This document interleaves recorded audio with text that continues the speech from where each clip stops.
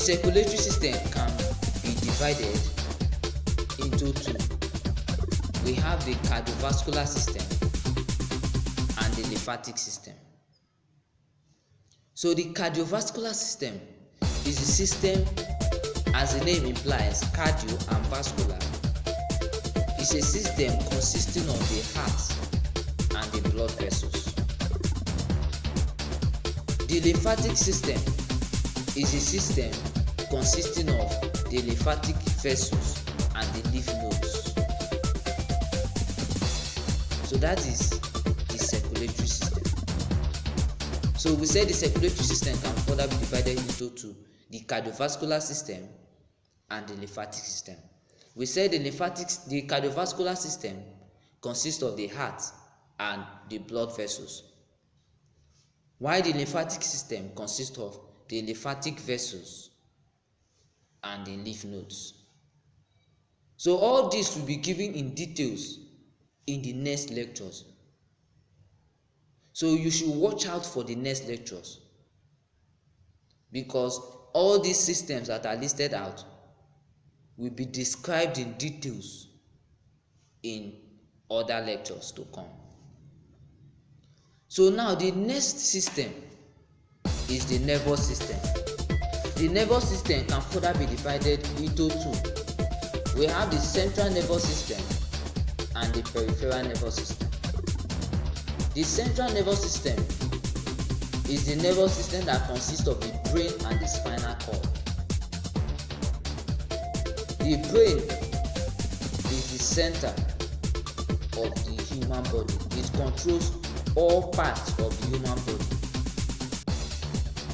So the brain gives out nerves called the cranial nerves, while we have the spinal cord.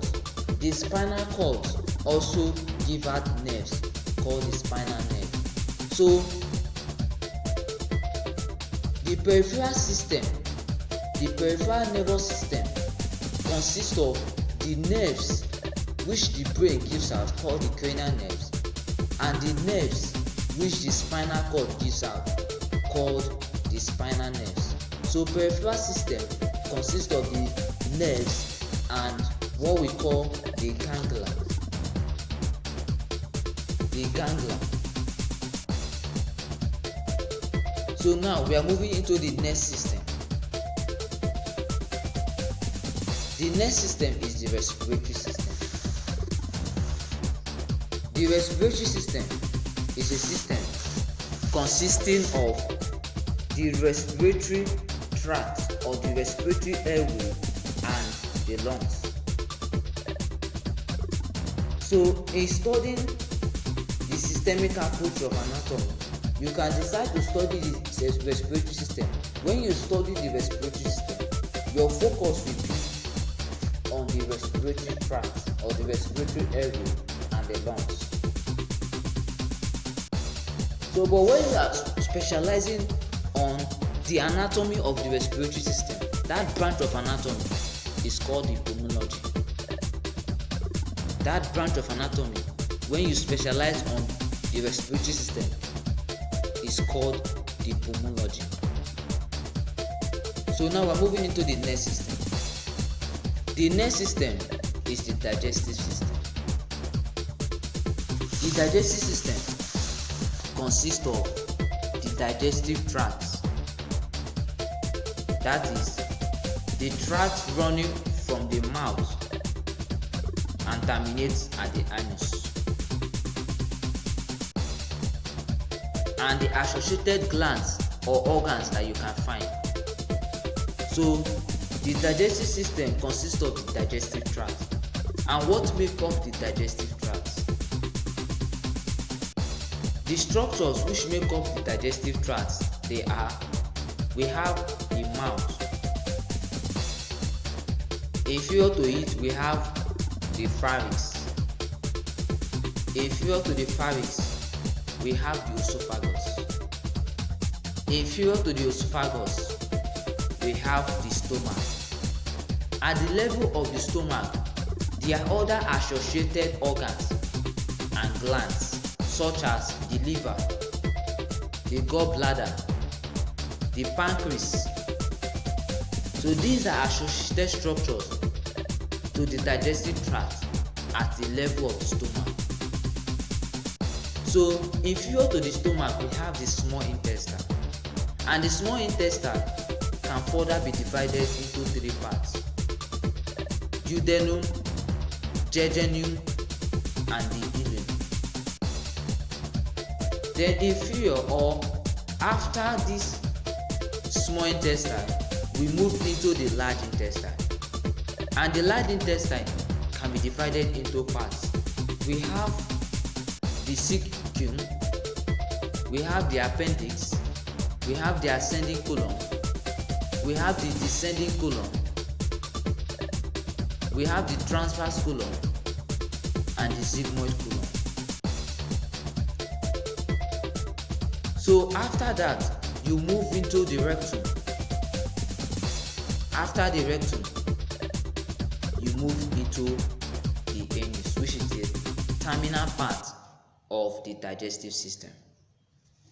So let's recap the digestive system. We said the digestive system consists of the digestive tract and the associated organs and glands of the digestive tract. And the digestive tract consists of the following. It consists of the mouth, the pharynx, the esophagus, the stomach, the small intestine, the large intestine, the rectum, and the anus. We said the small intestine can further be divided into three parts. It has three parts.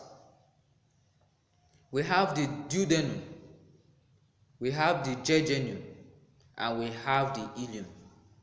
Then the large intestine has the following parts.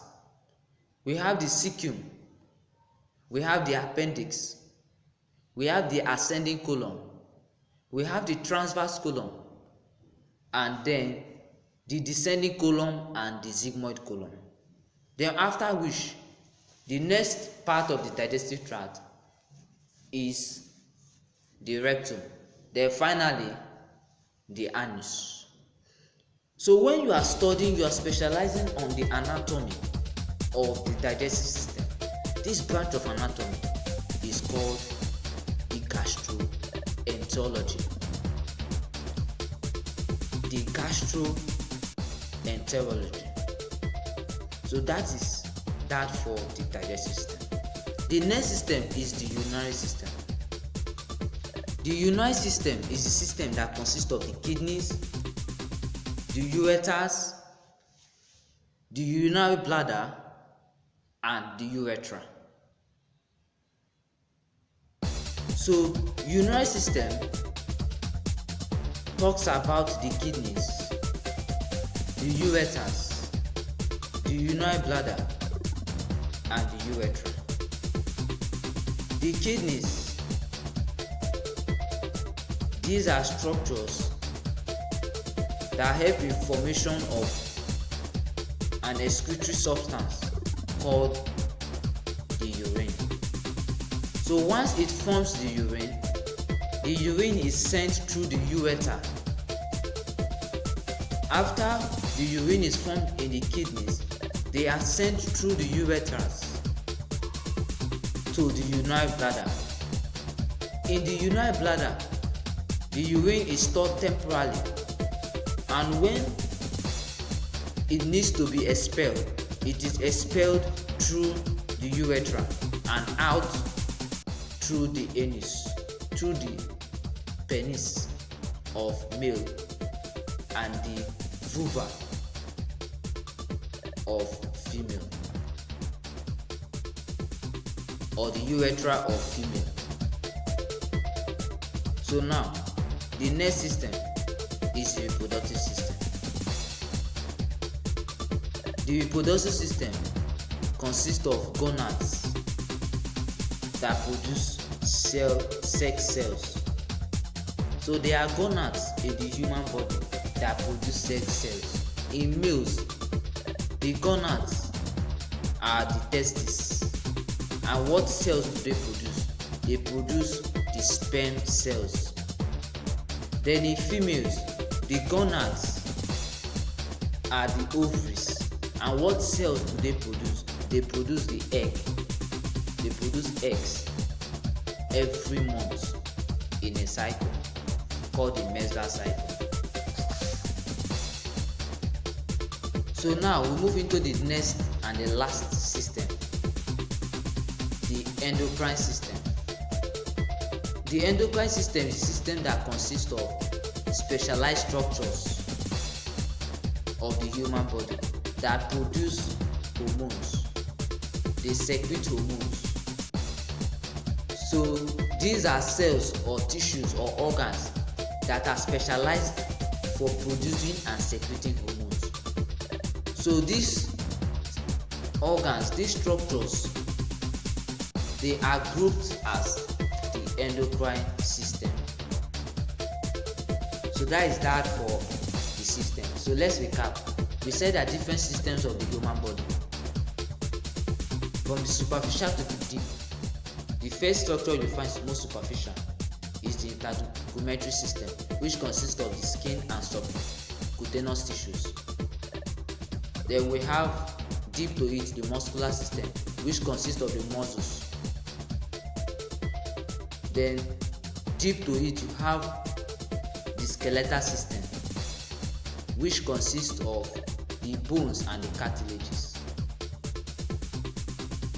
Deep or within this skeletal system, there are articular systems, and this articular system consists of joints and ligaments.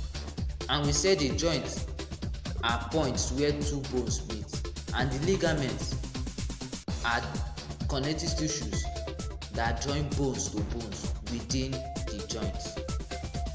Then after which we said we have the circulatory system. The circulatory system can be divided into the cardiovascular system and the lymphatic system. The cardiovascular system consists of the heart and the blood vessels, while the lymphatic system consists of the lymphatic vessels and the lymph nodes. Then we went further to discuss the next system, the nervous system. The nervous system can be divided into two: the central nervous system and the peripheral nervous system. The central nervous system deals with the brain and the spinal cord, while the peripheral nervous system deals with the nerves and the ganglia. After which we have the respiratory system. The respiratory system is a system that consists of the respiratory tract and the lungs. Then we have the digestive system. The digestive system is a system that consists of the digestive tract and the associated structures or glands of the digestive tract. Then we have the urinary system. The urinary system is a system that consists of the kidneys, the ureter, the urinary bladder, and the urethra. We said urine is produced in the kidney, transported through the ureters, and then stored temporarily in the urinary bladder. When necessary or at the specific point, it is expelled or released through the urethra, both in male and in females. Then the next system we discussed the reproductive system. This system consists of the gonads that produce sex cells. In males, the gonads they are the testes and they produce the sperm cells, while in females the gonads are the ovaries and they produce the egg cells or the egg. Then finally, the last system is the endocrine system, and this system consists of specialized structures of the human body that produce and secrete hormones. They secrete hormones into open space. So that is the endocrine system. So now we have discussed the regional approach of studying your anatomy. We have discussed the systemic approach, and we have listed out and discussed the various systems that are found in the human body. So now the last approach is the clinical approach, clinical anatomy. And this is the branch of the anatomy. This is a part of the anatomy that you apply the knowledge you have gained from studying the regional approach and the systemic approach. So it's the actual implication of the knowledge of anatomy by performing clinical tests for diagnosis and treatment. So in this part of anatomy, you have to apply the knowledge you have gotten into clinical conditions. You need to apply those knowledge in diagnosis, then in treatment of disease conditions that are associated with those structures which you have studied in the human body. For example, now you are studying the heart. You have studied all about, let's assume you are studying the thoracic region, and in the thoracic region you are studying the heart. In the heart, you have to know all you need to know about it. You know all the structures, surface anatomy. You need to know all the arteries that supply the veins, the nerves that supply it, and all about it. Then you need to know, after that, you now go into the clinical anatomy of the heart. In the clinical anatomy of the heart now, you need to study the disease condition associated with the heart and how you can diagnose those disease conditions in your medical practice and how you can treat them. So that is what the clinical anatomy is all about. Applying your knowledge of the anatomy of the body structure into clinical condition, applying it, diagnosing disease and then treating. So that is the clinical anatomy. So now we are able to discuss the approach of studying your anatomy. The next thing we are going to discuss now is the anatomy.